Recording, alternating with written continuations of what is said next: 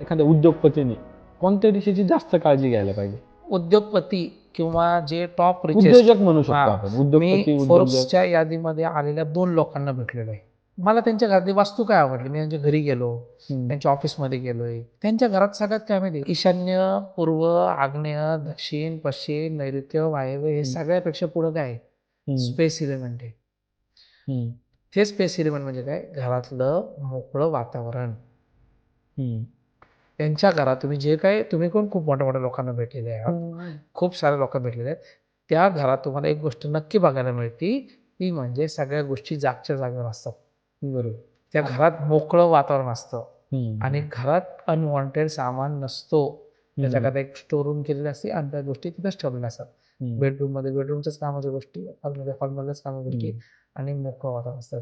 Space जो आहे ना, हा जो स्पेस आहे, युनिव्हर्सने जो बनवलेला स्पेस आहे, पृथ्वी जागेवरच फिरतीये, मंगळ जागेवर येतोय, सूर्य जागेवर आहे, चंद्र जागेवर आहे, स्टार जागेवर, सगळे जागेवर आहे.